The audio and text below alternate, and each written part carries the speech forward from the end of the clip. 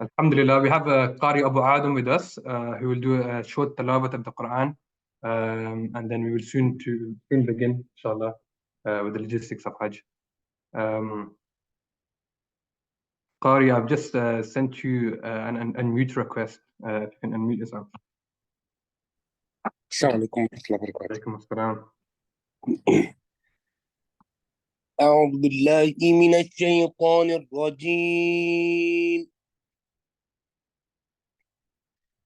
بسم الله الرحمن الرحيم.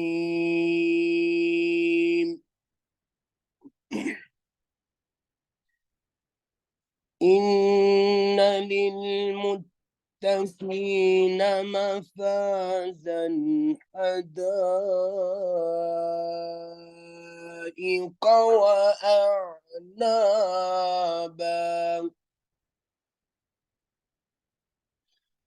وكواعب أترابا وكأسا دهاقا لا يسمعون فيها لغوا ولا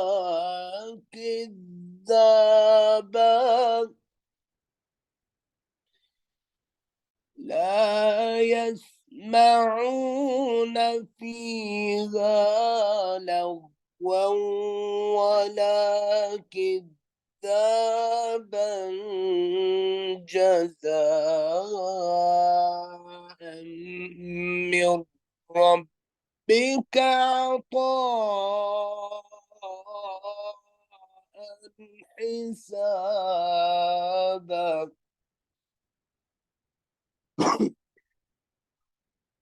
رب السماوات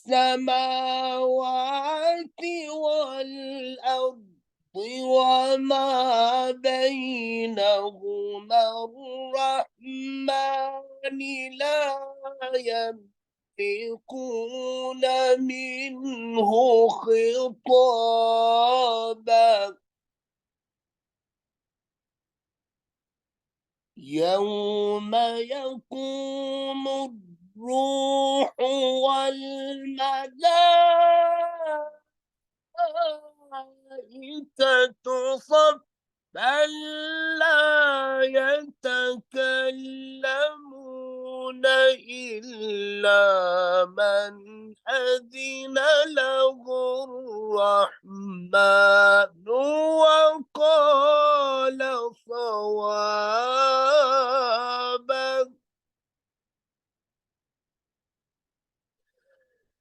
ذلك اليوم الحق فمن شاء اتخذ إلى ربه مآبا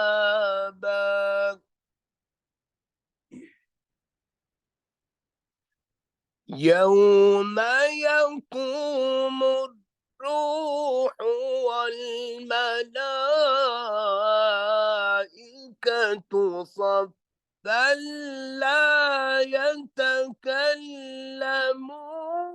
إلا من أذن له الرحمن وقال صوابا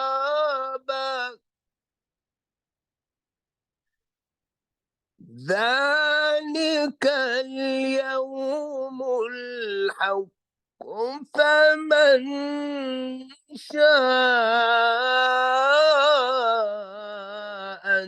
اتخذ إلى ربه مآبا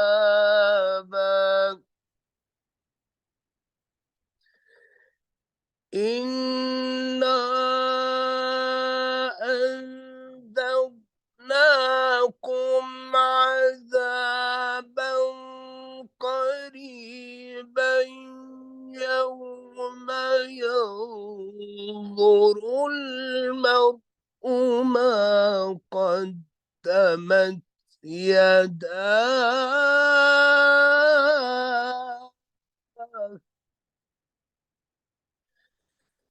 يوم ينظر المرء ما قدمت يداه ويقول الكافر يا ليتني كنت ترابا. صدق الله العظيم.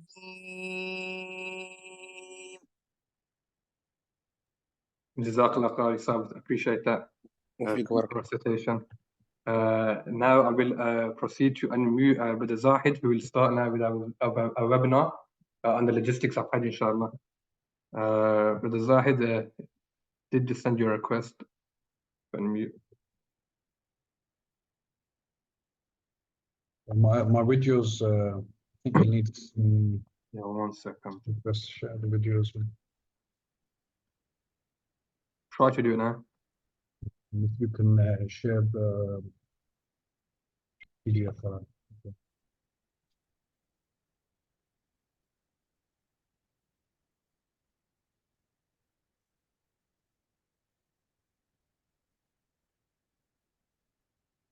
Yeah, we can see you. Yeah. 1 second. Can you share the PDF? Yeah, we can start now, inshallah. Firstly, Assalamu alaikum to everyone. Thank you for joining us. Again, we congratulate all those participants who were successfully booking for Hajj 2024. This is a long journey that's going to take place. It's already started in the booking process, and many of us have learned that it wasn't as easy as how we expected it to be. But the journey has started, and the most important part of this journey from experience is patience. Without patience, nothing's going to fall in order.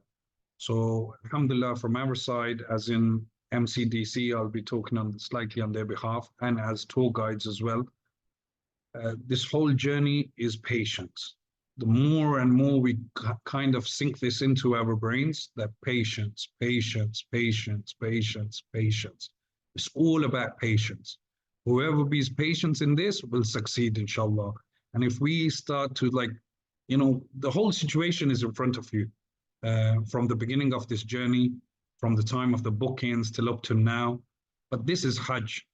Hajj isn't easy. First time I performed Hajj was in 2001.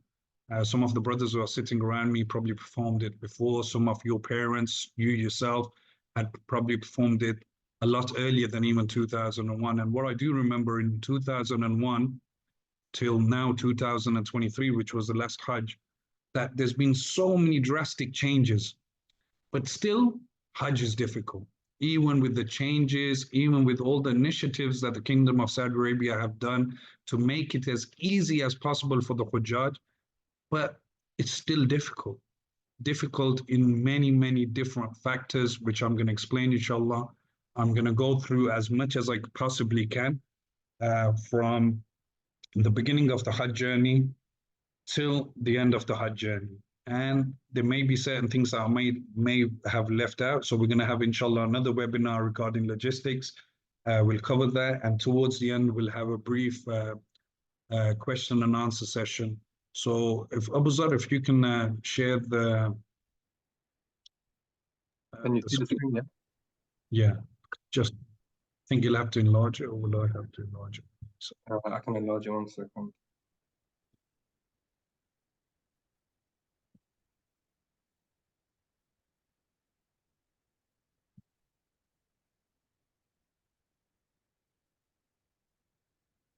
One second, full screen.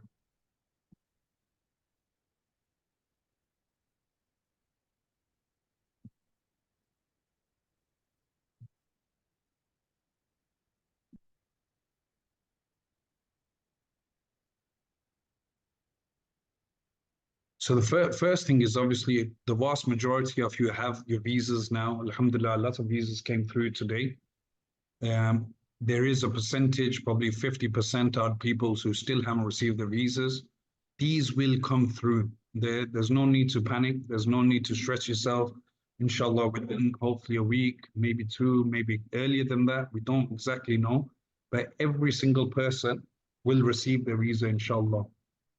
So that's nothing to worry about. Same with the tickets, the custom flight tickets, most of you have probably already received, and the group flight tickets closer to the time, you'll receive that. So there's nothing for you to at all worry about regarding the visa and the flights. And like I said, the difficult part of securing the place, securing the package, that's been done. So everything else, inshallah, will fall into place. So Abu Zar, if you can share the first slide. So the first thing is, inshallah, when you prepare to leave, depart for your flight, I think the first flight is leaving on the 2nd of June. So you need to have a quick departure checklist. And the departure checklist is obviously the most important thing is the passport, your visa, your ACWY certificate. For men who are going to be traveling on Gulf Air, Qatar or Egypt, which are all indirect flights to Jeddah or Medina. So if you're flying to Jeddah first, you'll need your ihram, your flip-flops. And when we say flip-flops, it can mean sandals as well, in your handbag. And I'm going to come back to this part as well. Then obviously it's a good thing to have a pouch where you can put your passport copies, your ticket, your ACWY certificate, your money, and even like a battery charger or something in that bag. Keep that with you. Medication is another thing that's very, very important. A power bank is extremely important, especially during the days of Hajj. So your phone is always constantly connected.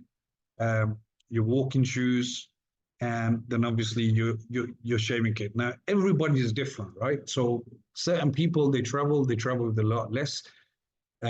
Certain people travel with a lot more items that they need. So that's personally up to you. But these are just a brief checklist. Now, if you were to fly to Medina first, then you don't need to have your ihram or your flip-flops in your hand luggage.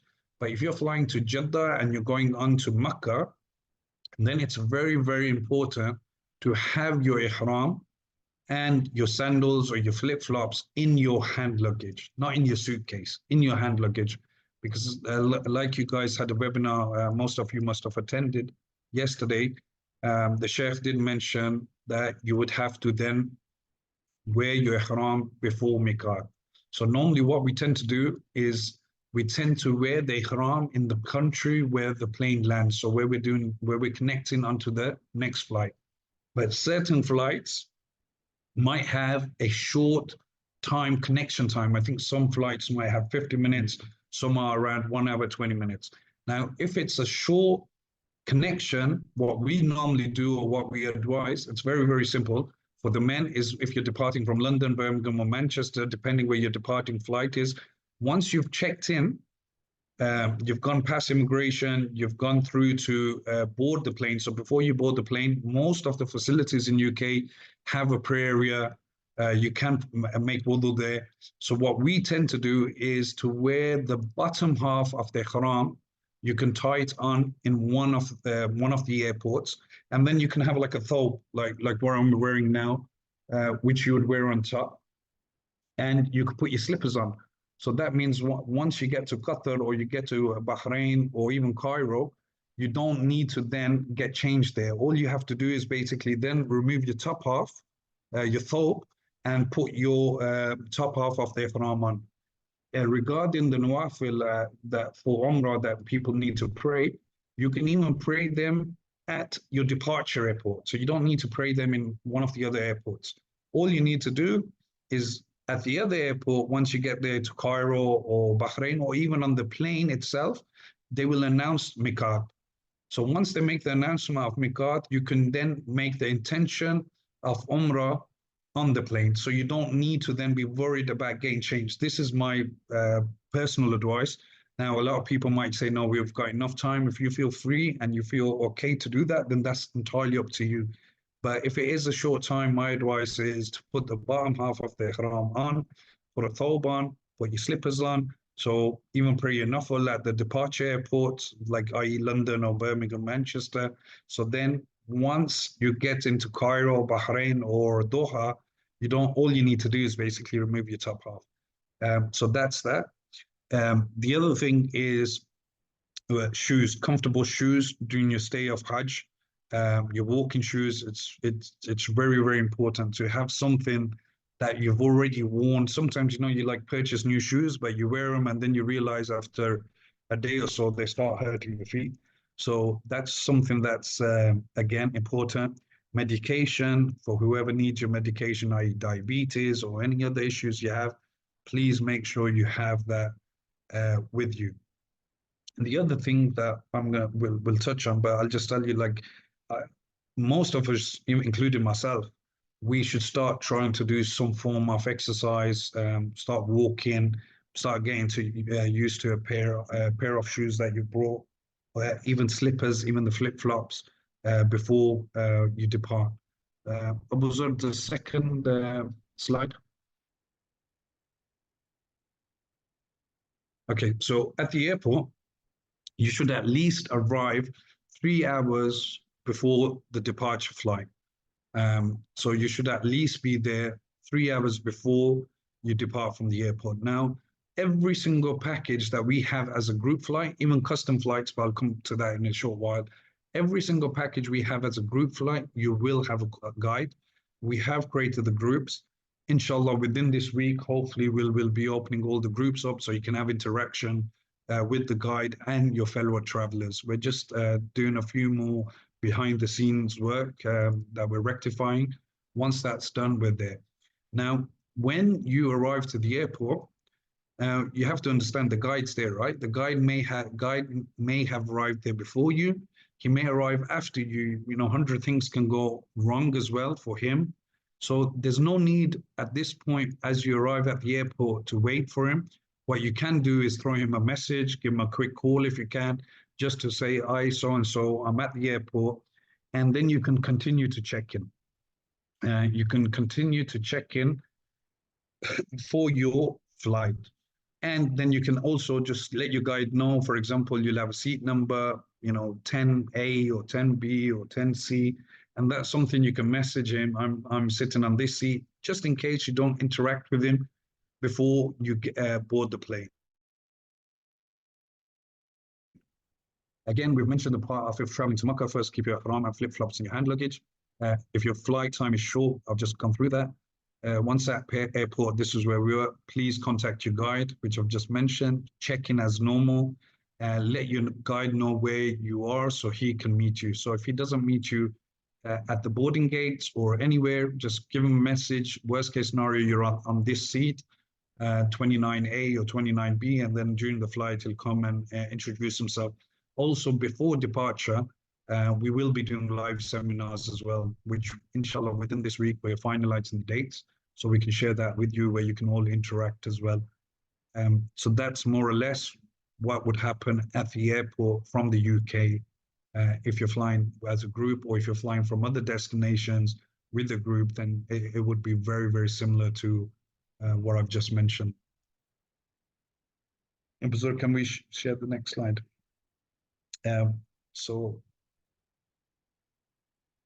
Okay, so once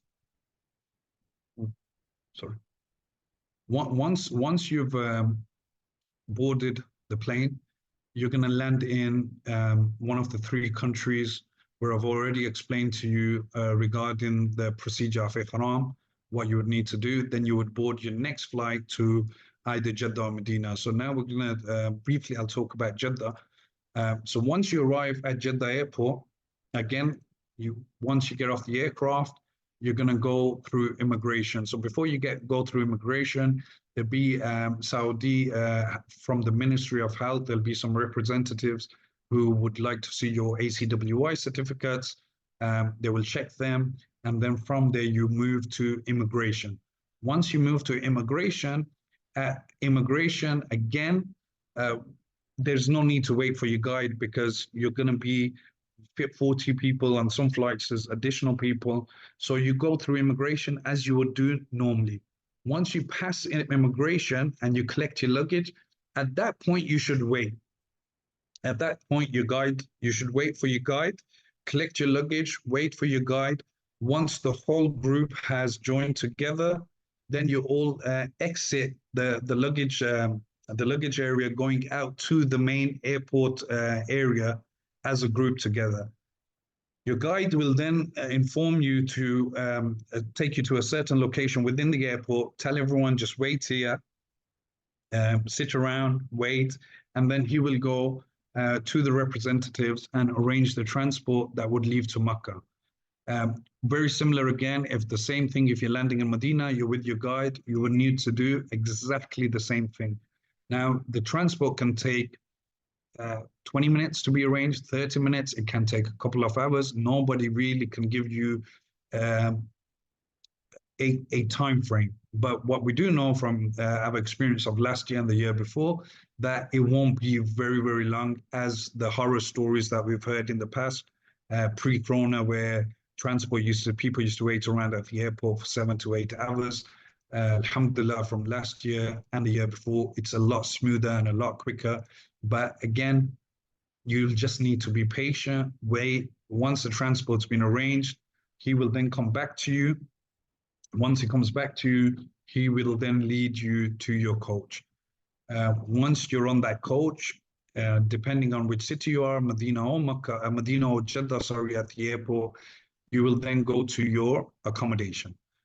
Once we arrive to the accommodation, inshallah, there will be staff from MCDC at the hotel. They will know of our arrival, they will know who's arriving, the room arrangements will be done from beforehand, and they will allocate the room keys to us, inshallah.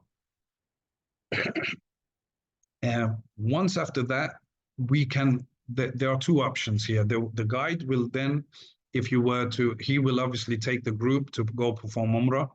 And there are certain people who have performed Umrah on various occasions. You exactly know what to do. Maybe you don't want to hang around, wait. That's entirely up to you. You can make your own way to the Haram. You may be tired. You might want to sleep or rest for a certain amount of time. That's entirely up to you.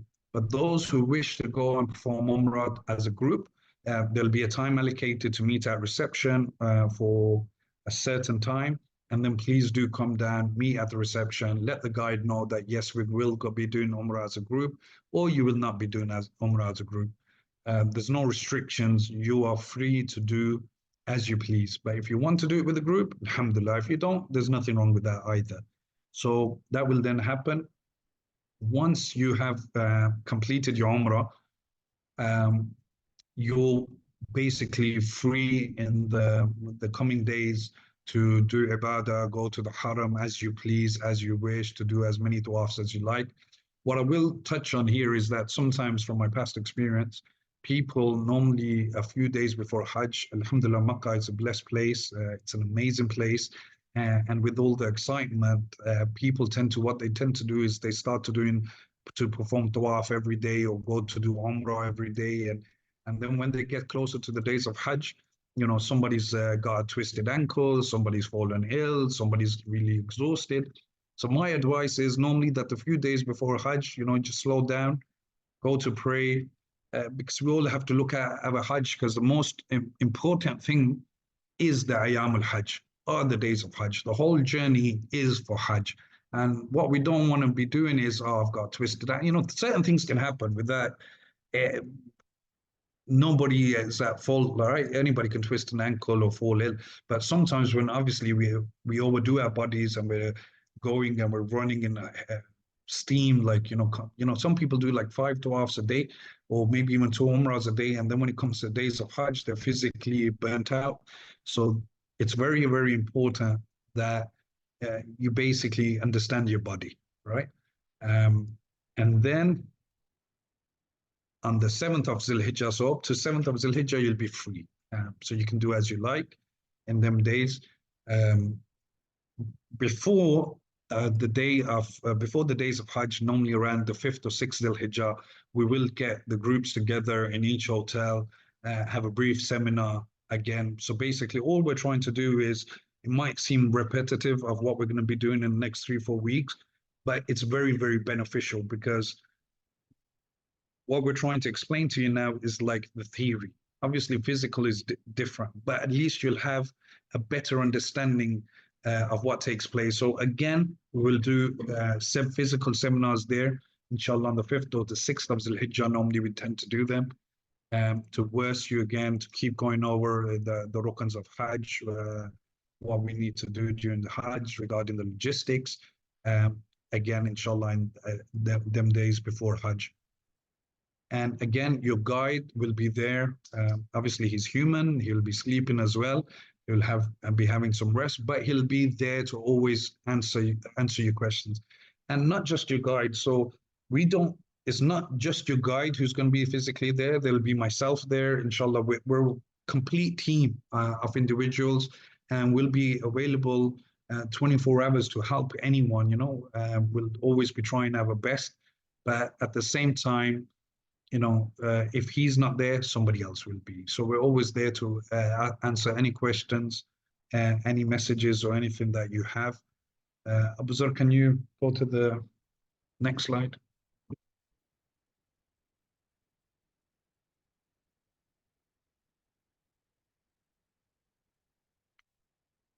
Okay, so the 7th of Zulhijjah is a day that we will start preparing to leave for Mina. So the way the buses work, the buses, obviously MCDC are the service providers. We as an Al-Hijaz Tours for our packages are the guides. The buses are in the control of the Ministry of Hajj under the Naqaba system. So MCDC is allocated a certain amount of buses that they then arrange to facilitate the movement of Hujjaj, right? From one hotel, from the hotel to Mina. Now, what you have to understand is the vast number of people that are in Makkah. Most of you have probably done Umrah. If anyone's done Umrah in the last Ashra of Ramadan in Makkah, you can understand the level of traffic. The traffic is horrendous, right? It's like standstill, chock-a-block. There's nothing the authorities can do. It's out of their control, but they still try to facilitate in the best possible manner. So they try their utmost best. But it's also about us as individuals to understand these points, right? So we say to everyone that you should be ready on the 7th of Zulhijjah after Isha. So you should be in your ihram, you should have your ghusl done, your shower done, your nails clipped, if there's need trimming beards, shaving beards, shaping your beards. Same for women, adding your perfume, adding your scent. So after Isha, you should be ready and you've made the intention of Hajj, that you're going to be doing a Hajj. So this should be done on the 7th of Zulhijjah, and you should be ready by immediately after Isha. Now, the buses can come anytime after Isha till the next day of the 8th of Zulhijjah, maybe even 11, 12 o'clock during the day, right? So the hukm is for us to be in Mina before Asr starts. So we have to pray Dhuhr in Mina, but we can, as long as we're there before Asr. So it's never left that late. Normally by Fajr, 7, 8, 9, 10 o'clock in the morning, I would say 90% of the Hajjis are in Mina. So at that time, why we say Isha? Because we don't have 100% ETA, basically, as estimated time of arrival, but we know, okay, the buses will be leaving from Arafat. That's where the depot of the buses be, and then they're picking all these Hajjis up, all to move to Mina. So after Isha, you be ready. What we would suggest is after Isha time, be around the vicinity of the hotel. So either you can be in your rooms and you can rest, you can sleep, you can rest, you can do tasbih, you can do Quran, or you can be within the hotel itself or anywhere around there. Just give us 1 second.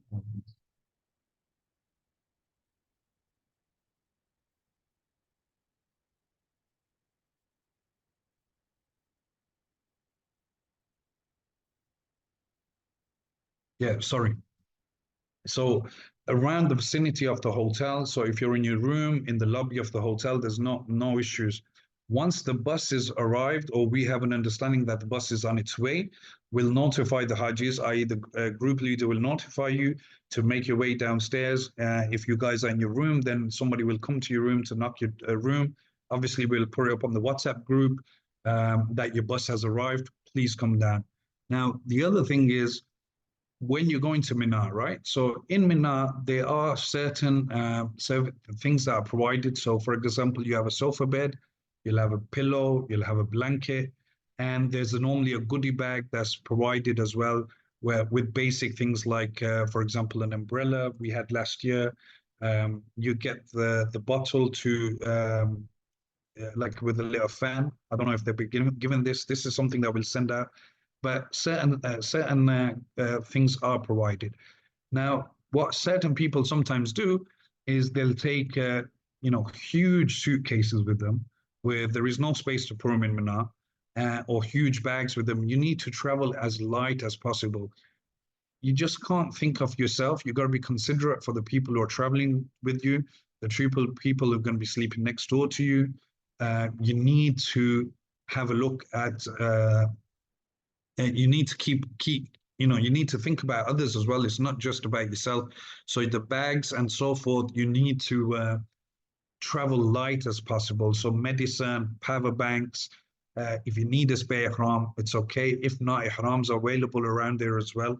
People do sell them near the vicinity of the tents, but travel as light as possible, because you're just not gonna it's not just that you're going to be harming others, you'll be harming yourself, because there is not much space in Mina to put huge suitcases. And then imagine in all that traffic and all that and that many people, you're just going to be picking the suitcase up, putting it on a bus, trying to get it back off, and so forth. So travel light as possible.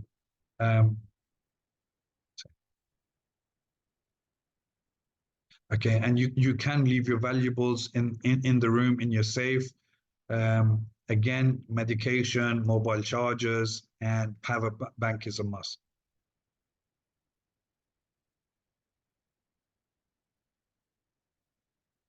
Next page, Abuzar, please.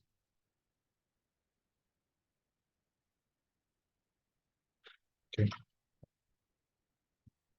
So once you arrive in Mina, so you're going to arrive on the 8th of Zul Hijjah. In Mina, like I said, you have the sofa bed, pillow, blankets. That is all available. Again, you will be given a breakfast, lunch, dinner. The access of fluids is 24 hours around the clock. Hot teas, water, cold drinks, snacks, everything is available. So in that time on the 8th of Zul Hijjah, it's for you. Obviously, you're there for a spiritual reason. It's for you to connect to your Lord, to be there. So you'll be praying. You'll get familiarized with the surroundings and exactly where you are. It's inshallah, hopefully, before you depart on the 7th of Zul Hijjah, we'll try to send you a location of where roughly the location of the camps will be. So you'll have them on your WhatsApp, so you can exactly, if in case you get lost or somewhere, just have it pinned so you exactly know where to get back, and just get comfortable with the surroundings. Abuzar.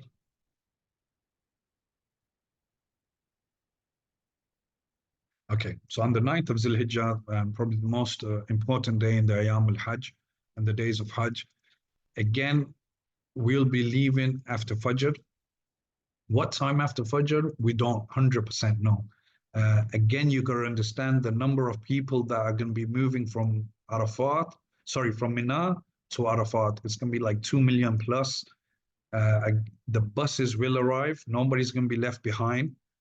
This is extremely important that you need to understand. You will not be left behind at any occasion, inshallah. Right? So again, the guide will notify you because normally there's so many people in Mina. So moving someone out of Mina, moving the groups out of Mina, it'll be like a systematic system where group 1, group 2, group 3, and normally they just do like it's like a Qurra system where we have like a number given to a guide. For example, he picks a piece of paper, and he might be number 9, or he might be number 1, or he might be number 20. So according to that, that's the number in which that group will then leave Mina to Arafat. So once his number gets close, once he's told by the service providers who can be facilitating everything, then he will tell you that, okay, guys, we need to get ready. Let's get that small bag packed again, and let's get into a queue where we will have to patiently wait till the bus arrives. The bus will then arrive. Once you're on the bus, we will go, inshallah, to Arafat. Arafat, again, we will have tents that subscribe to us that will be given. We will enter them tents. We will stay there till Maghrib time. In that time, in between that time, we will be provided by, we will have a meal. So we will have a meal given to us in Arafat.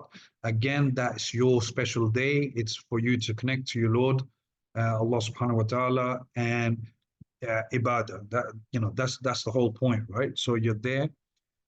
Again, like the Sheikh mentioned yesterday, in Arafat, we do not pray Salat al-Maghrib. We will pray Dhuhr and Asr in Arafat, but not Salat al-Maghrib. Again, the number of people, the volume of people that are going to leave from Muzdalifah to, from Arafat to Muzdalifah is huge. Again, we'll be given a number. So now nobody is going to be left behind again. This is something I'm stressing, because what happens is when people see other groups leaving, they start thinking, oh no, something's wrong, right? Nothing's wrong. We just have to wait our turn and be patient. Once our turn, the number that we've been allocated has come to your guide, we'll tell you as a group, okay, guys, we need to queue up in the queue, be patient. Once the bus arrives, you'll get onto that bus, and then we will head to Muzdalifah.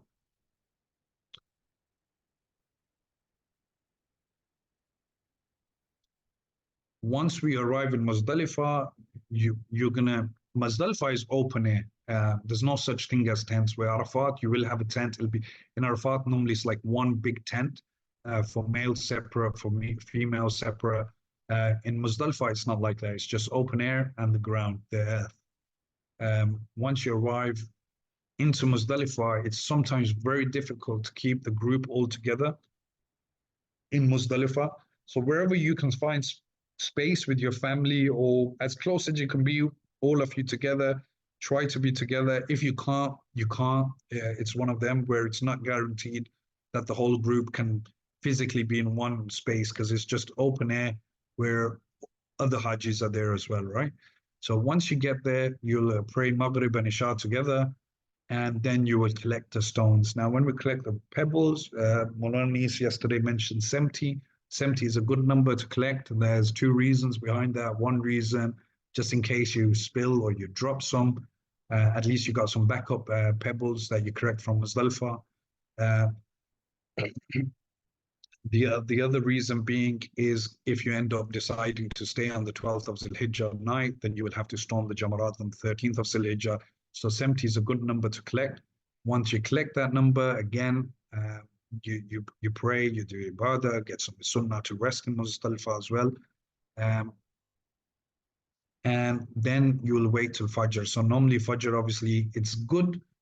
So I advise people at Fajr in Muzdalifah, I always say get up like an hour or so early, because the toilet facilities aren't the best in Muzdalifah. So you can make wudu, you can get ready. And what we tend to do is pray Fajr in Jamaat there. And here we'd say two things. I would say that for leaving from Muzdalifah to Mina, you can say the transport is probably, I won't say limited, but it's a lot difficult arriving on time. And the queue in Muzdalifah is horrendous. So it's like one slim door, and everyone's trying to get through this one gated, like wire, it's like a wire gated door that everyone's trying to leave, and it's all mixed. It's very, very hard to keep the group together. There's something actually I missed out. So once you're in Mina, you will have your tent that you'll be staying in will have a number. So it can be 38A, it can be 43. So we, as in MCDC, will have a certain number that's prescribed to them. So any bus that has that number basically drops you outside your tents in Mina. So that's something I forgot to mention. So keep that in mind. So when you're in Muzdalifah, there's two ways. Mina, for example, our tents in Mina are the closest to us to Muzdalifah. So the walk from Muzdalifah to Mina is close to the European tents, or we should say Al-Mu'aysim tents.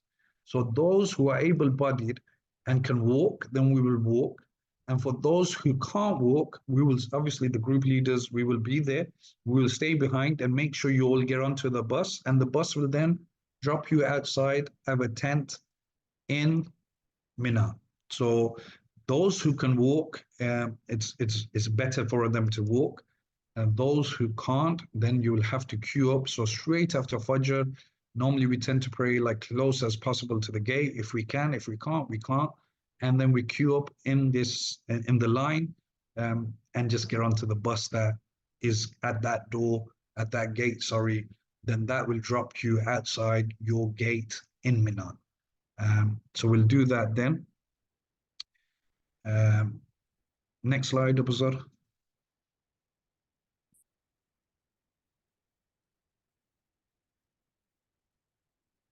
Okay, so once we get to to Mina, now we'll rest a little while, because obviously the whole groups can be slightly scattered. Once everyone's back, you'll have your breakfast.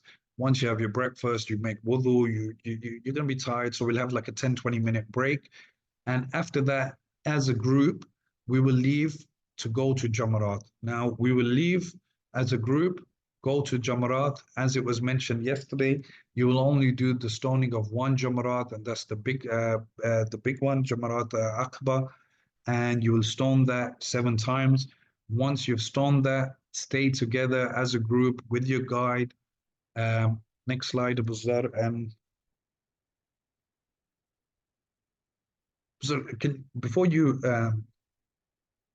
okay, yeah, I'll mention this. So once you've done the stoning after Jamarat, now here we have 6 hotels, right?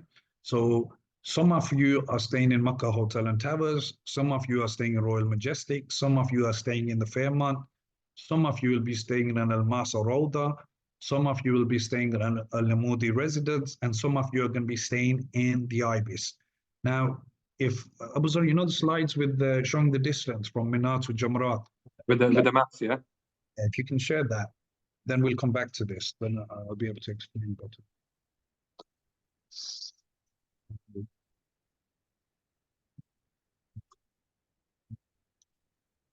Okay, so if we can... do we have... I'm going to start with Moody. Yeah, do we have... okay, all right, yeah. So if... Can you hover over it? So if you show the Jamra al-Quba, do you have the slide where we can show the Mina tents? The Mina tents. I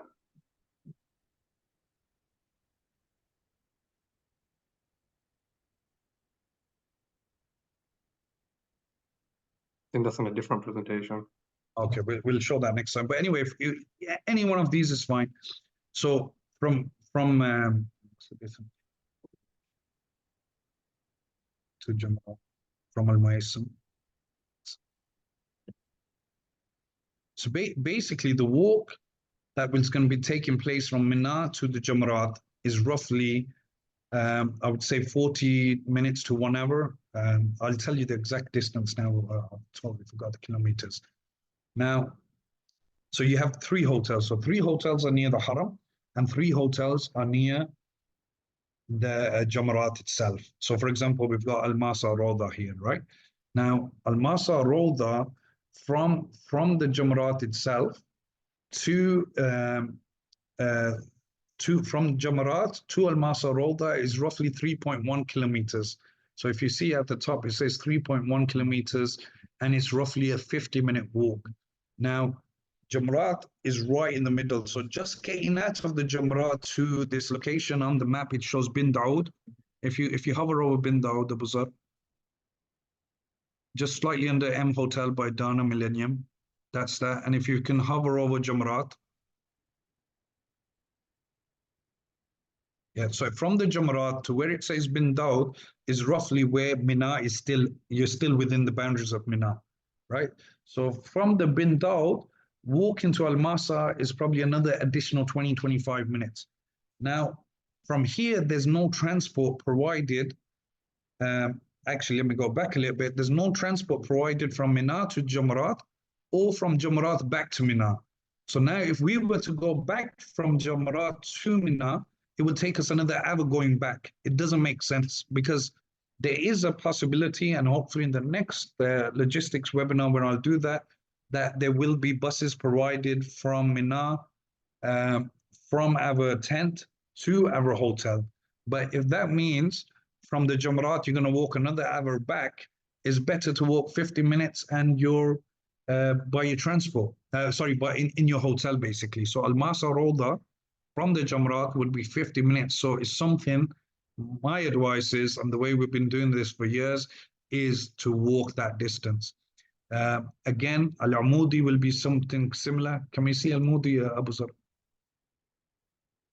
Al-Amudi or Ibis, we've got...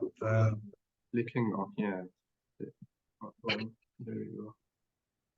It's Ibis. There you go, there's Ibis. So Ibis is 41 minutes. It's showing walking distance from the Jamarat. So there's Jamarat al-Aqaba and Bin Daud is there. So Bin Daud to Ibis is a lot closer. So otherwise from Jamarat going back, it's going to take more than the distance to get to the Ibis. So it doesn't make sense to go back to Mina, and then obviously it's not just going back to Mina, it's waiting for transport. If the transport arrives, what time is it arriving? We don't really know. So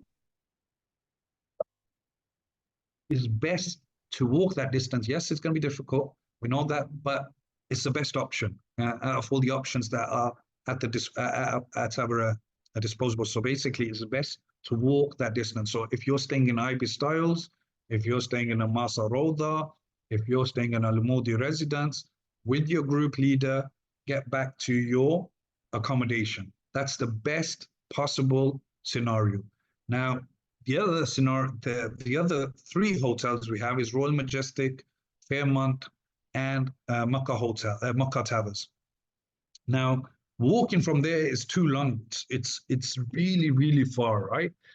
And again, you got to understand as well, you got to put yourself in a, you know, me saying these things to you, it seems, okay, it's a walk in the park. It's not a walk in the park, because the 7th of Zul-Hijjah, you didn't really sleep properly. You've got to 8th Zul-Hijjah, something new surrounding. Again, you're not going to be sleeping properly. You've got to 9th of Zul-Hijjah, Arafat. Yes, again, you're going to be like, the rest, you've not had physical rest. Obviously, it's going to be hot. And then Muzdalifah, then the walk back from Muzdalifah to Mina, and then from Mina to Jamarat. You're going to be drained out. It's not going to be easy. That's why it's very, very, very extremely important, including myself, that we all start walking for the next 1 month. We need to be doing 15, 20. Just stay here, Abu Zar. I'm just not finished. We're going to be, you know, in these days, approximately, you're going to probably be doing about 20 to 35 kilometers walking distance within the 4, 5, 6 days. So it's extremely important we start walking. Obviously, I can understand not everyone's at the same level of fitness, not physically as well, health issues as well, but that's something else. But those who can, make an effort, and inshallah, you know, 1 month is good timing that we can improve our stamina and so forth. Here now, if you're staying in the Fairmont, getting from here back to Mina, again, like I said, 1 hour, what time are the buses going to come? We don't really know. It's one of them days where the 10th of Zul-Hijjah is the most busiest day, I would say, in Makkah. The 10th and the 12th of Zul-Hijjah, even the 8th of Zul-Hijjah, but 10th more than any other day. So you can imagine London, central London, New Year's Eve, it's gridlock. Makkah is like 15 times more than that, 50 times more than that. It's standstill. So what we tend to do for the last 15 odd years is that once we've done the stoning, those who are at Fairmont, for example, or you're at Makkah Towers, or you're at Royal Majestic, you stay with your group leader, with your guide. You're going to be walking down. So for the other three, they had to walk towards Bin Daud, which we showed on the map. For the three hotels that are closer to the Haram and the people that are going to be staying there, we're going to find signs for Ray Baksh, Share Sidki. So Share Sidki is normally the signpost that we see. You walk, it's like a downhill that goes down and it comes onto Azizia main road. From there, what we try to do is just get onto, if we can get hold of a bus for the group together, and then we just share that, we split it amongst everything, because this part isn't included in the package. Now, if you want to get a taxi and get back to your hotel yourself, you can do that. But this would be the best possible way of getting back to your hotel with the least amount of walking. Otherwise, it can take forever. So it's very important for you to listen to us. That's in a nice way. I'm saying that, and stick around us. This is something we've done for a very, very long time. Not everything goes to plan as well. That's another thing you got to keep in consideration. This is what we're speaking. We always base it on our past experience. This year, it can be something where the roads are closed. Roads are often closed due to the crowd control and so forth. But stick with the group. Inshallah, we will come to a conclusion on this, as in how we're going to do this more, getting closer to the time. But normally what we do year in, year out for groups that are staying near the hotel, near the haram, is we try to get the transport from the main road, and then we share it amongst ourselves. And then we get that transport that we've hired at that time to drop us as close as possible to our hotel. It doesn't mean that we're going to physically basically be dropped outside the door of the hotel, because it's not going to be possible. The roads are going to be closed. But we will try to get to the closest location as possible and then get to the hotel. Now, once we've arrived to your hotel, sorry, I'm going to step one step back because I went a bit forward. Once you've done your stoning, if you've booked the Qurbani or the Hadi through us, then we will give you a specific number for one of our team members that you can message and say, me, so-and-so, or your wife, myself, or whoever. So however many people you are in your family, that you've completed the stoning, and go ahead to give your sacrifice on our behalf. Then from that number, you will receive a message to say, yes, it's been done. Once it's been done, once you're at your hotel again, you can then obviously trim your hair or shave your hair as explained yesterday. That would normally happen. Now, near your hotel vicinity where you'll be staying, there's plenty of barbershops. So there's plenty of shops where you can go. Again, there's going to be queues. There's going to be queues in more or less every single place on that day, even the days before, but that day more than other days. So once you've done that, you've done your hair, you've come out of the state of ihram, you've ghusl, you've had your shower, you'll have some time to rest because you're going to be exhausted at this time, but it's not done yet. The job's half done. We have to now do Tawaf al-Ziyarah. Like the Chef mentioned yesterday, if you had done, let's say on the 7th of Zulhijjah, he did write 8th, which was slightly wrong. If you had done on the 7th of Zulhijjah Tawaf and say, on the return when you do Tawaf al-Ziyarah, you do not need to do Safa Marwa again, you can just do the Tawaf. If you haven't done Tawaf and say, which you don't have to, this is not obligatory by the way, right? So you don't have to do the Tawaf and the Safa Marwa before leaving for Mina. If you haven't done that, then when you return on the 10th of Zulhijjah, you would do Tawaf and the say in normal clothing. Once you have done that, you will meet, I'm talking about the 3 hotels, right? So I'm talking about Fairmont, I'm talking about Makkah Hotel Towers, and I'm talking about Royal Majestic. You will meet back at your hotel. So once you've done your Tawaf, once you've done your say, you're finished, you come back to hotel, there'll be a meeting time. Now, from my understanding last year, there was transport provided by the service providers going back to the Mina, but they were provided from 2 locations. One location, from what I remember, was Jarwal. Jarwal is on the other side of Makkah from where our accommodation is, and the other was Quday. Now, for us to get to Quday or get to Jarwal, again, it's very, very difficult. It's like 2 different locations. So what we did last year as tour guides and what we've done the years before, what we did was we arranged the transport to come at a certain location because they can't get close to the hotel. And as a group with your guide, we went there, we split the amount what it was last year. And That coach then took us all the way to, there's two drop-off points. One is called Masjid Kuwaiti, which is a landmark which is near our tents in Al Muaysam in Mina. It's a very, very famous masjid in Mina. It's on the bridge. It's called Masjid Kuwaiti. That was one location, and the other location was by the Muaysam slaughterhouse, depending how the transport could get in, because a lot of roads will be closed. When we say a lot of roads are closed, extremely closed. So we did that as a group to get everyone back. The other option, hopefully by the next webinar that we do for logistics, I'll hopefully get in clarity from the service providers regarding if their transport is available on them days, and if not, and if it is, then where are the pickup locations?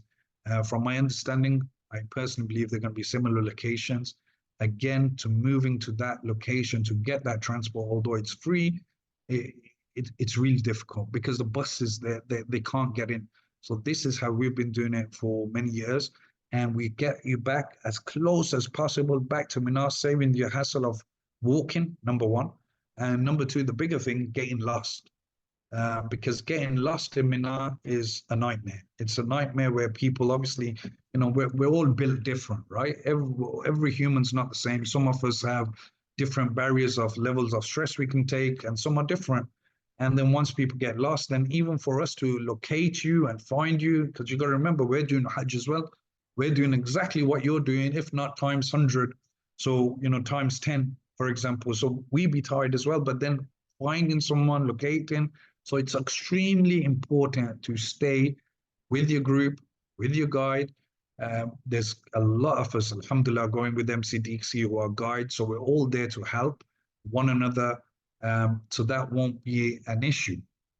I hope, you know, touched on that. Or was there anything I left out on that part? Right. So once, inshallah, we're back on the 10th of Zulhijjah night, 11th of Zulhijjah morning. Sorry, I forgot to mention the other three hotels.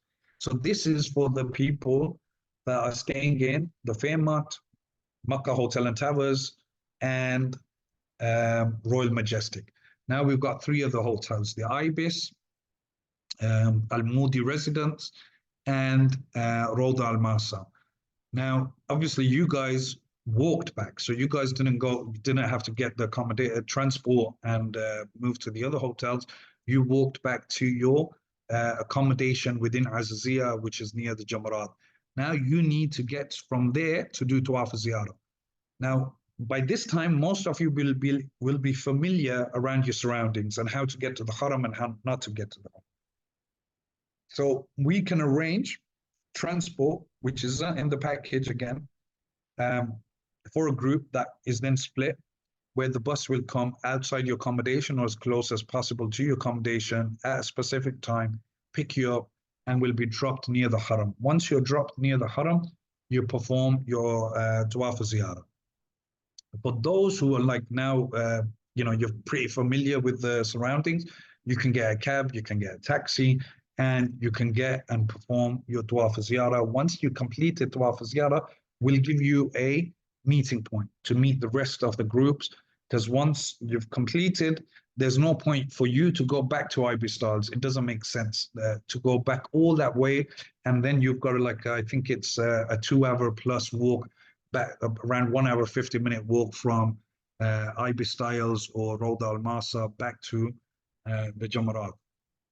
So what we'll do, we'd have a meeting point for these three hotels. So more than likely it'll be Makkah Towers, and most of you'll be staying there anyway in the shifting packages, so you'll be familiar.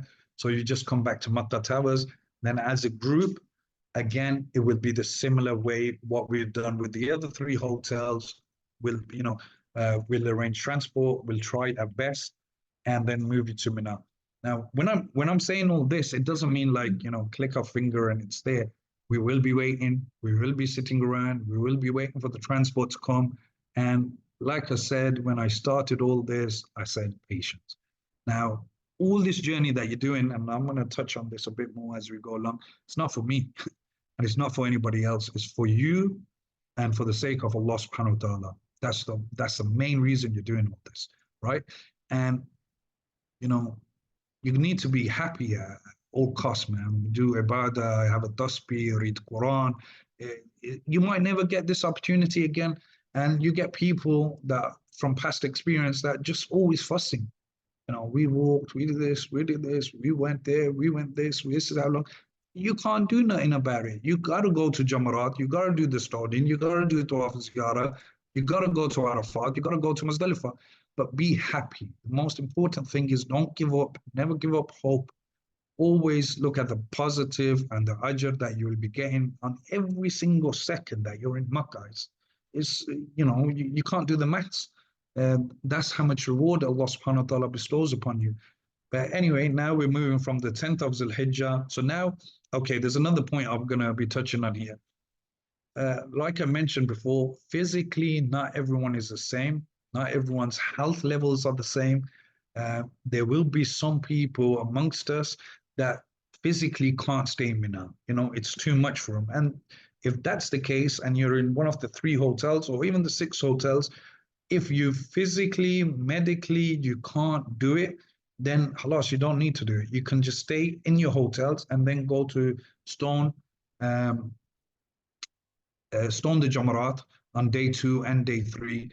If you physically can't do it, if you're really unwell, you know, if you physically can't walk or you've got certain illnesses that doesn't allow you to do it, then, you know, it's something you just can't do. So if you can't do it, you can't do it. But you try your best to go and stone the other 2nd day and the 3rd day.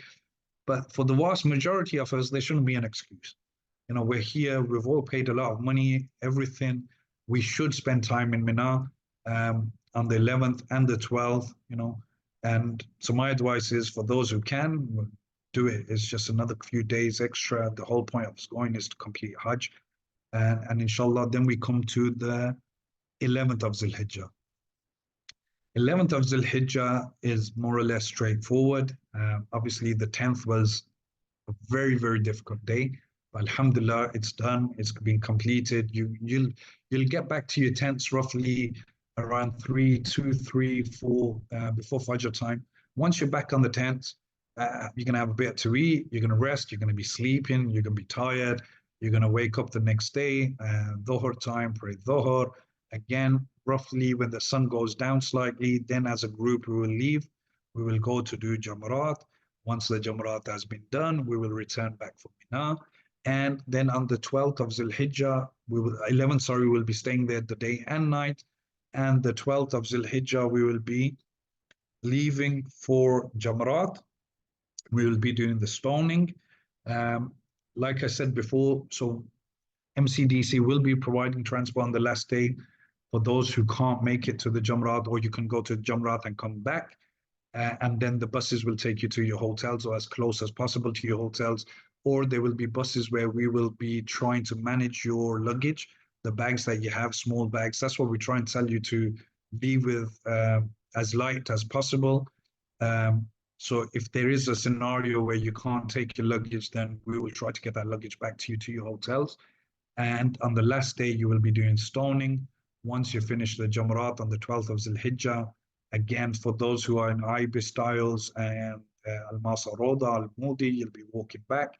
And for those who know exactly where your hotel is, the Fairmont, Makkah Hotel and Towers, and the Royal Majestic, you'll be, you know, as a group, we'll try to keep it. But by that time, you're all really more or less aware of what to do. So if you want to stay as a group, again, you can all go as a group. If you individually thought, no, it's okay, I'll just get a cab. I know exactly where I'm going. I just need to get back to the hotel. Then that's fine also. That is the 12th of Zul Hijjah. Hajj is completed. And then the next day is, unless you end up staying on the 12th of Zul Hijjah. So if you stay after Maghrib, then the hukam is to stay in the night in the 12th. Then you would stone after Fajr on the 13th of Zul Hijjah and come back to your accommodation. Inshallah, I'm going to go into more depth of this. We will get some more maps made as well. So there's certain things I would probably have not covered 100% in this.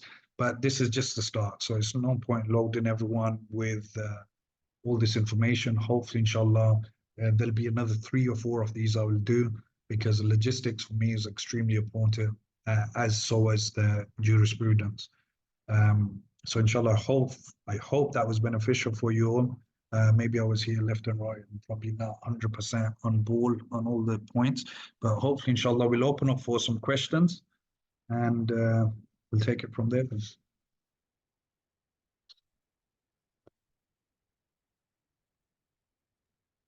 Should be able to put your questions in the chat now. So give me 1 minute, please. 1 minute, yeah, okay. Yes, but you can take everyone's questions.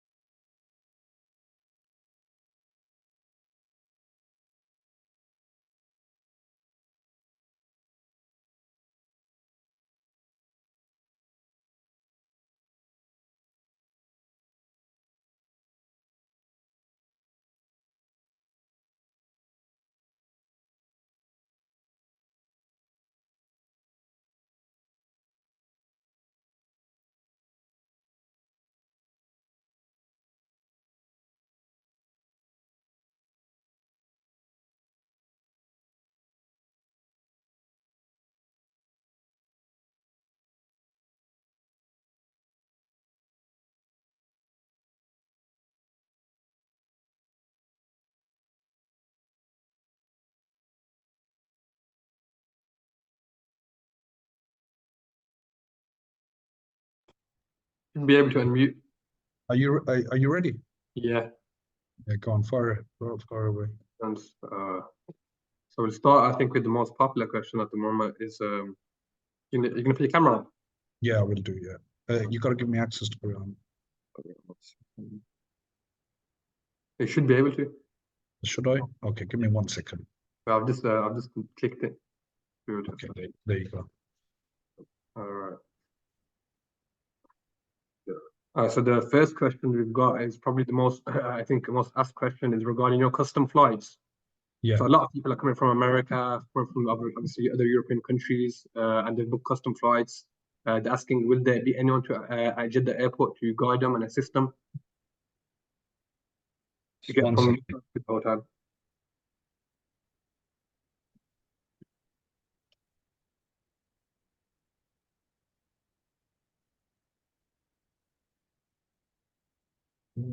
I think Mr. Fatih's in the meeting as well, so maybe he could probably be able to answer that. So you can unmute Mr. Fatih, is there. Fatih, Mr. Muhammad Darwish, it would be under. Yes, Mr. Zaid, can you please repeat the question, Zar, please? yeah, so the question is regarding custom flights. So we know we have a lot of people from America and from Europe that book custom flights, and They're asking when they arrive in Jeddah airport, will there be anyone to guide them or assist them from MCDC? Yes, of course.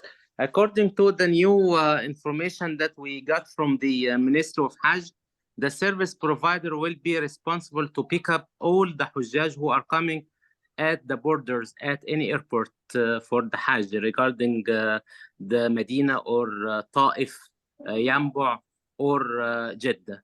So as soon as the people get out of the airport, we will be able to meet the people there, and there is a special bus will pick up Hujjaj either from Jeddah to Makkah or either from Jeddah to Medina and vice versa. So the one round trip is covered and the service provider will be taking care of that. In the coming few days, we will be allocating all the arrivals. So we will make sure that the arrival experience will be seamless without any delay or any hassle. So no worries about the custom flight transfers. It will be taken care by the service provider. So there will be someone will be in contact with them before. So when they Yes. arrive. Yes, we will contact all the people through the groups. We will let them know that we have all the flights arrival at that time.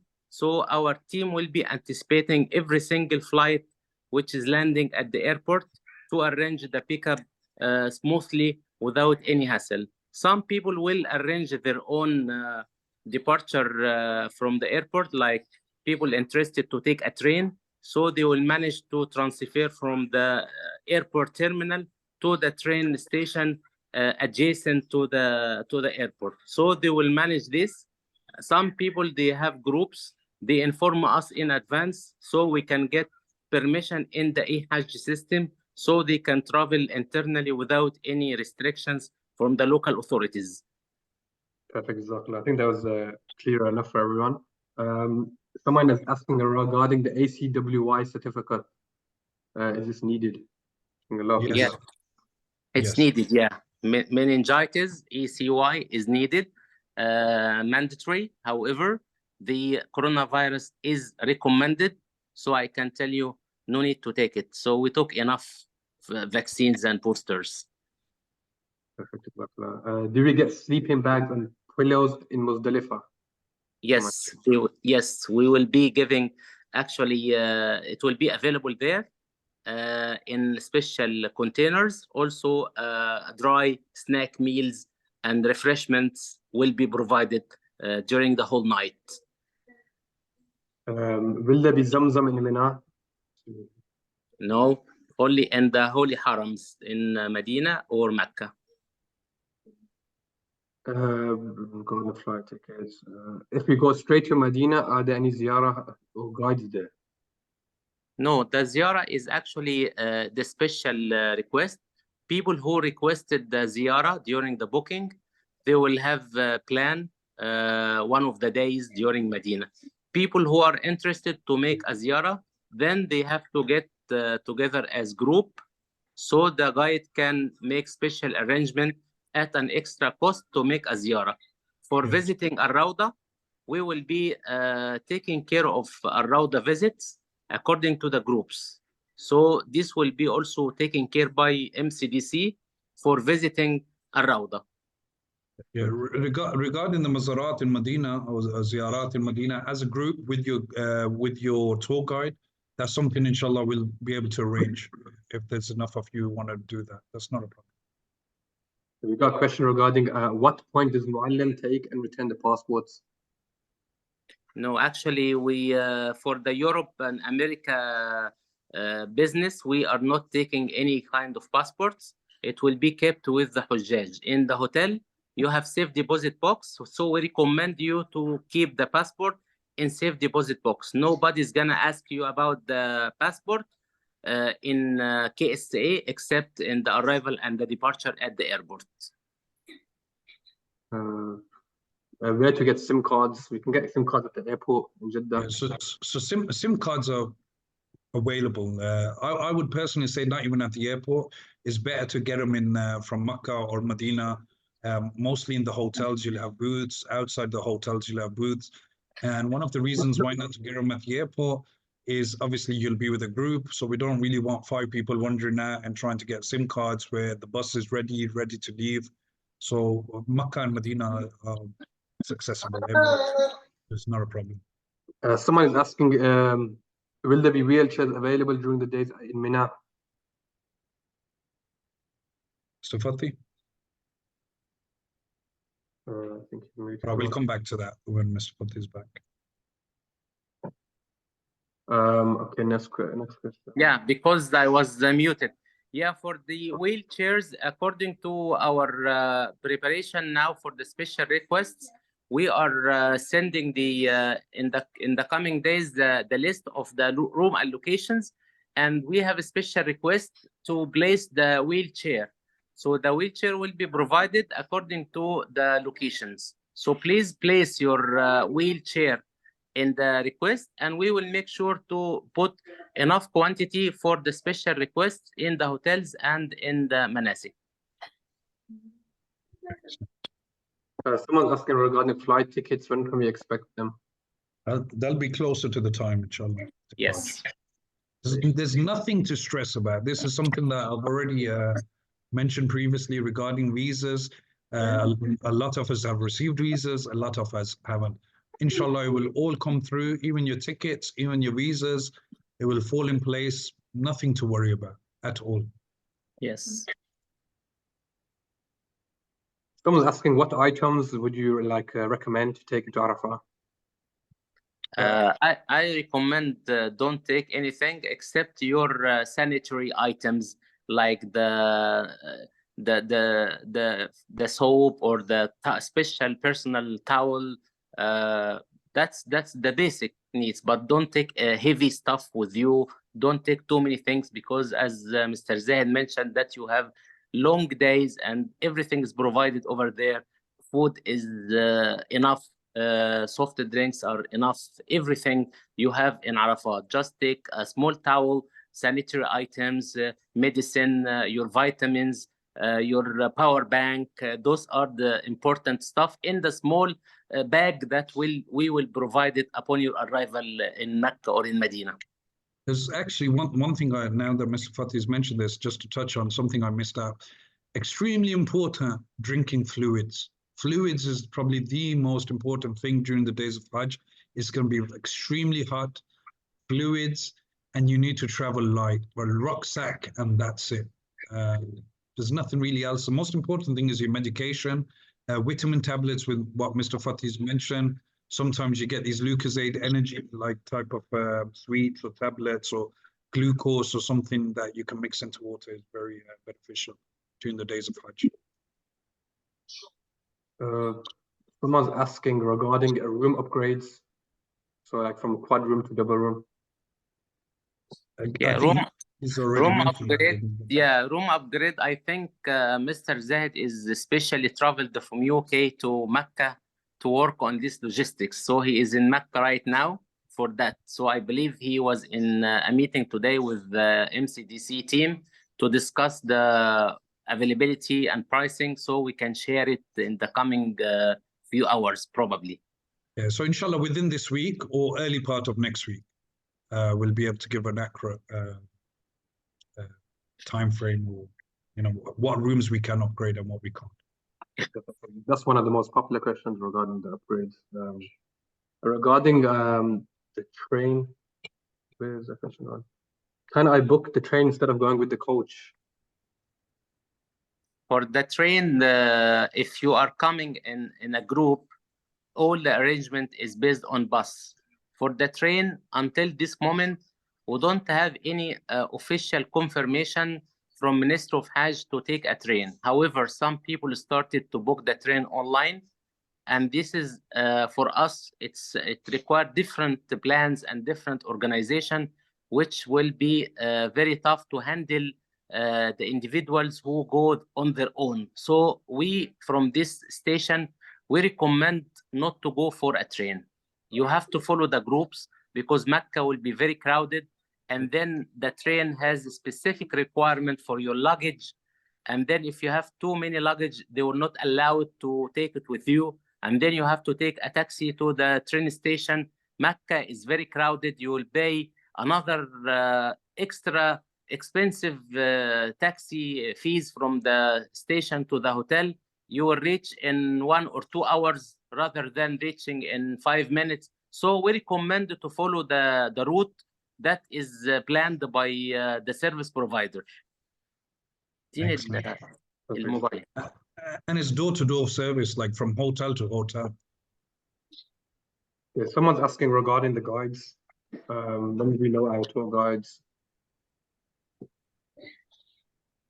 I think, well, the groups have been set. So once we've complete the logistic sides, I mean from room arrangements, special requests, we'll open them up. But most of our group chats have been open. We have closed them because of this reason. But inshallah, with the next coming days, we'll open them.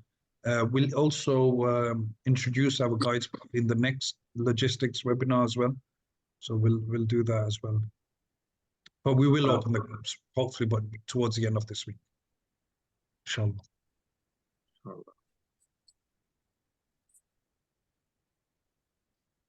Recording in progress. There's a lot of repeat questions. We're just trying to find. Someone's asking, will MCDC provide mats, sleeping bags for Muzdalifah, or do we have to purchase them on our own? Sleeping bags have been mentioned. They will be already there in containers. Last year in Hajj, there was like carpet rugs that were already out on the floor. But even if you want to, you get these like really small like prayer mat type things available in Makkah. They're very light to carry as well, so you can probably purchase them. But there were rugs last year. And then again, sleeping bags, there were plenty of them available for everyone. Someone's asking a general question. MCDC provide bus transportation from Medina to Makkah and then return from, let's say, Jeddah to back to Jeddah, back to Medina, where they're flying back from. Yeah, so all your transport is included in the sense of from city to city, depending on where you've. So if, for example, if you've landed at, if your package is started in Makkah, so you will land at Jeddah Airport, then Jeddah to Makkah, Makkah to Medina, Medina hotel to Medina Airport, vice versa. Regarding custom flights, if someone was to book custom flights and they return flights at a different time, will they make their own way to the airport? I understand that. So let's say someone's booked a custom flight. Obviously, the return date might be different. They have different timings. How will they make their way back to the airport, back to wherever they're? Again, that will be arranged for YMCDC, and the tour guide will be there to initiate and help them as well.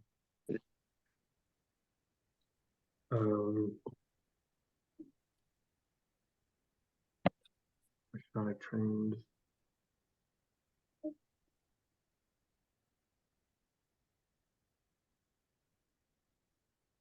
Would you recommend backpacks or hand trolleys? Backpacks. Rucksacks, backpacks, way better. How do we get mobile contact details of our guides? So as in your specific guide for that specific package, we'll open the group chat, so the mobile number, contact details, they'll be there. I introduced to you as well.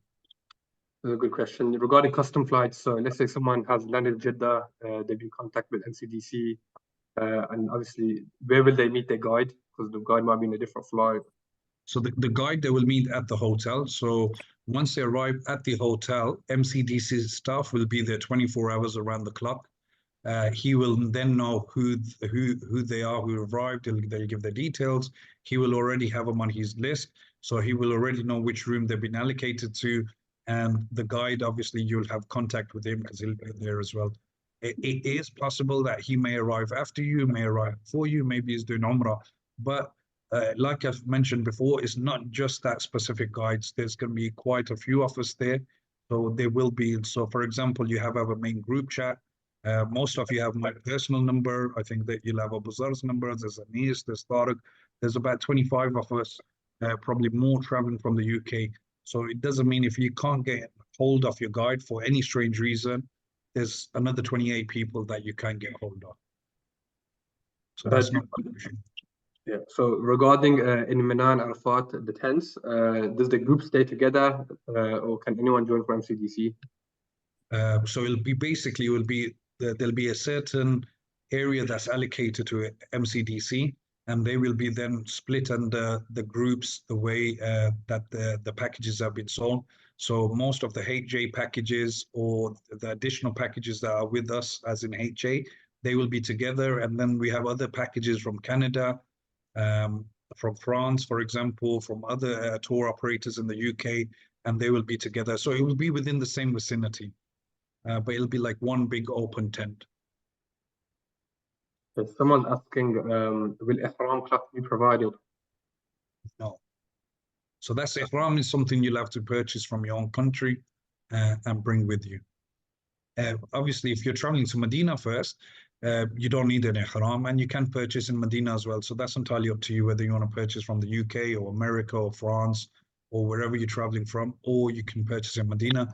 Obviously, for you to travel to Makkah first, you need to have your ihram with you. Someone's asking, I'm pretty sure this has been answered, but how hard is it to walk from the camp to stoning to Jamrah?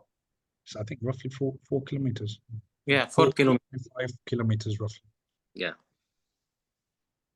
Someone said, can we leave our belongings in the Mina tent when we go to Arafat? You should, because it's a rucksack, you should be taking that with you. Because you're traveling light, you shouldn't leave it behind.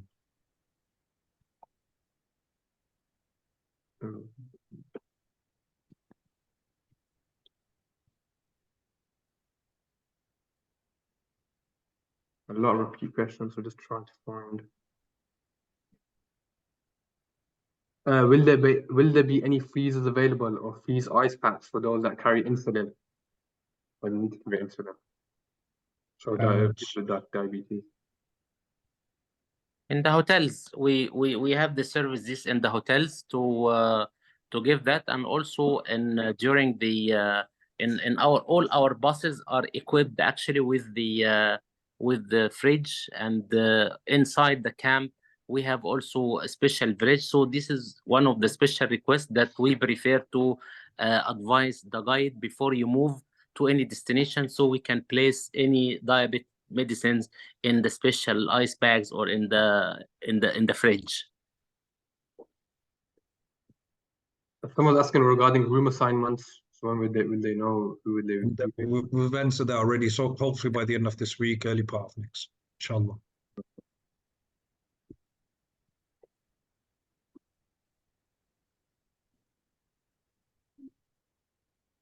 If staying in Al-Amudi, is there transport to Masjid al-Haram the days before Hajj? No. There is the only I believe it's IB Styles who are providing a shuttle bus service. Al-Masa Roda and Al-Amudi residents are not providing it. We have yeah. So in Rihab al-Marwa, there's a lot of transport that's outside. So you have the Makkah bus service, even with Al-Amud residents and Al-Masa Roda, they are, but it's not a shuttle bus provided from the hotel.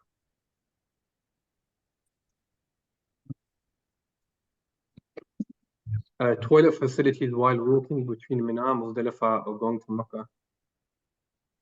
So basically walking between, so for example, Muzdalifa to Mina, you have toilets that are within the area of where the Hajis be sleeping or resting on the night of Muzdalifa, but whilst you're walking, not really in that sense.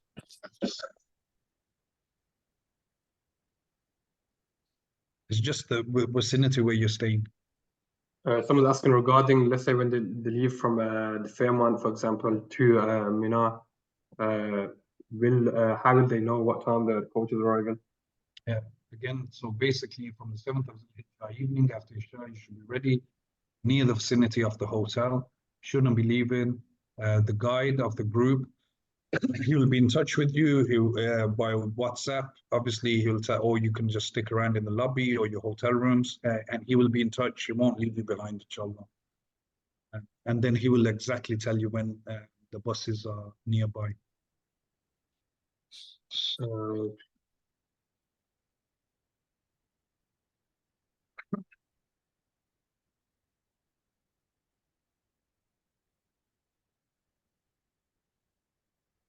we've got a lot of questions regarding Qurbani. A lot of people are asking. Yeah, so for example, HJ, we're organizing Qurbani. I think we've messaged it on our group chat. Brother Nice is taking over that, so that's not an issue. So again, we'll put the message out.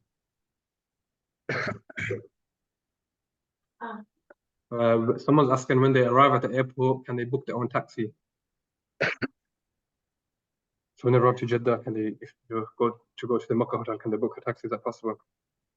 We don't recommend people to manage their own transfer because they will be in direct contact with local authorities who will not allow them in certain points to go by their own. They will ask about the service provider, and then they will be delayed until the service provider come and meet in any point.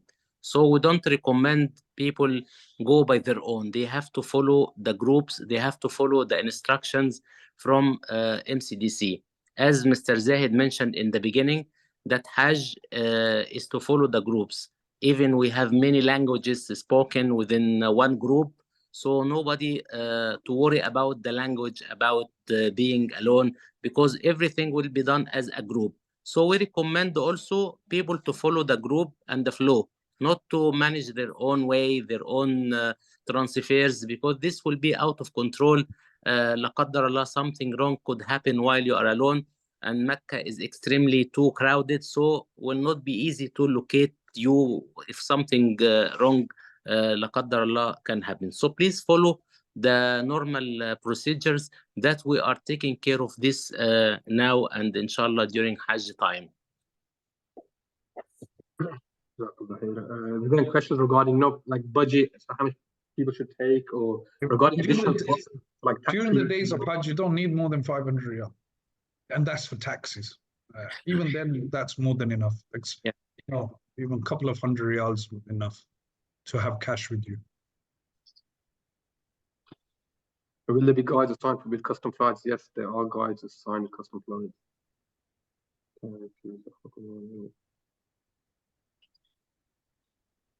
What's the earliest check-in time for hotels? 4 p.m. is the check-in time of the hotels. Do we have a group color, e.g., like group backpack, colored backpacks, umbrellas, ID badges? So we will be giving back like string bags, scarves for women, ID badges. There's 2 types of ID badges now. Here's one that we will provide as in Jannah tours and Al-Hijaz tours. We'll provide just your details, so exactly your hotels, where you're staying and so forth, with your passport number and maybe your picture on there for identification purposes. God forbid if something was to ever happen, people can locate who you are. Then there's something that MCDC will provide, maybe a day or 2 days before Hajj, will be which will be another ID card, but it will be access to your tents in Mina, Arafat, and Musdalifa, and so on. Yeah, inshallah. Again, a lot of questions regarding visas. I think a lot of people still haven't received the visas. We've mentioned this is like the most question that's asked for to all of us, I think, individually. Inshallah, there's a majority, maybe 50% that have received visas. Before yesterday, I think there was probably 20% of people who received visas. So they're coming through. Everyone's going to get a visa. Everyone will get the ticket. These are 2 things that you need to put to bed. Don't even worry about it. Tawakkal Allah. The hard part was purchasing the package.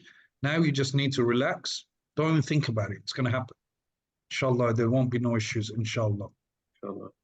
Someone's asking, okay, they booked a custom flight. Let's say, for example, the guide's now in Umrah and they arrive at the hotel. Will they get the room key, or how will they get the room? Yeah, so the room key, as we mentioned before, so the MCDC staff will be in all of our hotels, and they will be there 24 hours. They'll be available. They'll be at the reception. So all you need to do is that you walk in, you're part of MCDC, the reception maybe will put you towards the person who's responsible for MCDC at the hotel. They will have your name, they will know exactly who you are, they will know which room number you're in, and they will give you the key. You know, and another thing I need to touch on here, one thing we all need to understand, yes, a guide is traveling with you. Yes, the guide is there to help you. We're all there to help. But the guide is not going to be like joined to the hip. You know, this is something we need to start probably understand. He's there. We're all there to help. So if he's not there, there's others that are there, because he may not be there at specific point when you're there, for example. But getting access to the hotel room or anything is not an issue. One thing I will say is that for those who are coming on custom flights, it is a good option to get SIM cards at the airport, because you can be traveling individually, so it's not like you're holding anybody behind or anything. So do get SIM cards at the airport, so that way you can be in touch, inshallah. Got a question. A lot of people asking the questions regarding the room. So let's. An example is a family has booked a quad room, but there are only 2 females and 1 male, so they're 3 people. Yeah. So in that scenario, the 2 females will be with another 2 females, and the 1 male will be with another 3 males. So i.e. 4 in each room, 4 males, 4 females. Unless they're a family of 4, then it's a different scenario. Then they can have. I believe I'm okay to say that, Mr. Fatih, right? Yes, of course. And we can go to the extreme is if they are interested to be upgraded for a supplementary triple room and they can stay together. This is an open also request, and we can reply with availability and prices as well.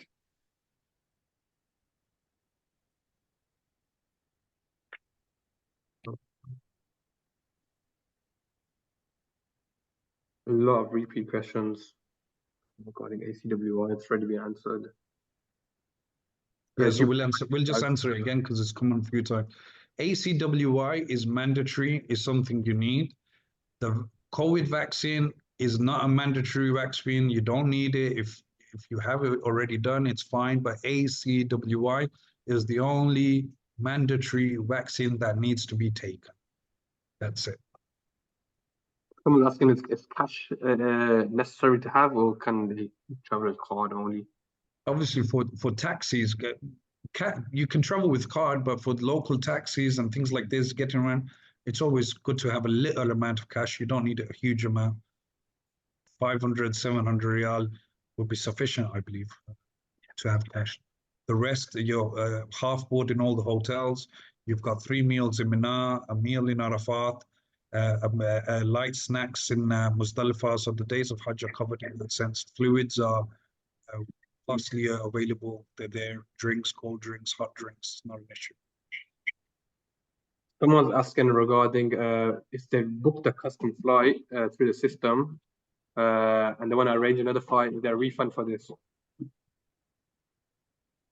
For the custom flights, any changes or any cancellation or any amendments, you have to get in touch with Nusuk, who will help you to get in touch with Al Musafir.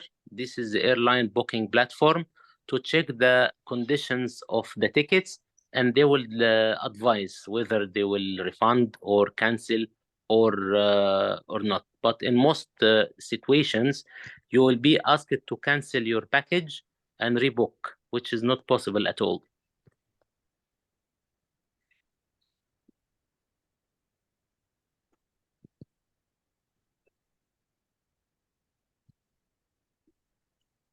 What bank card is recommended to use in KSA? I think Monzo, Revolut, probably the best cards to use. Yeah, they're probably the best.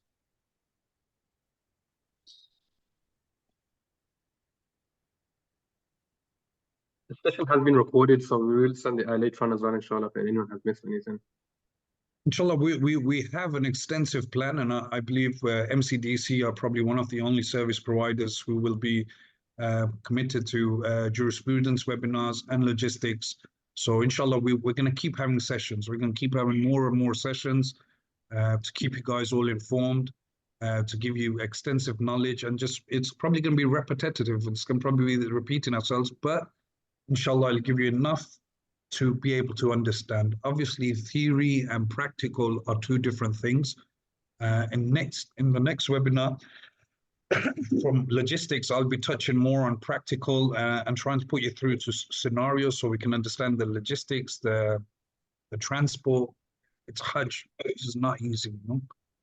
And we'll be pushing as much as we personally can from our sides.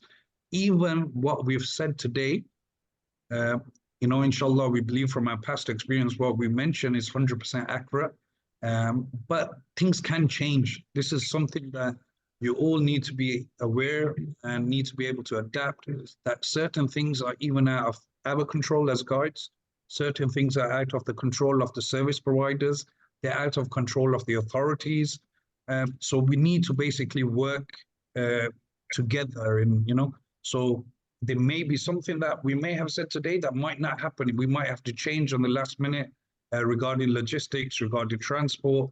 So inshallah, we're trying our best, to inform everyone as accurate as possibly as we can. But inshallah, in the coming other webinars, logistics one will go in more in depth.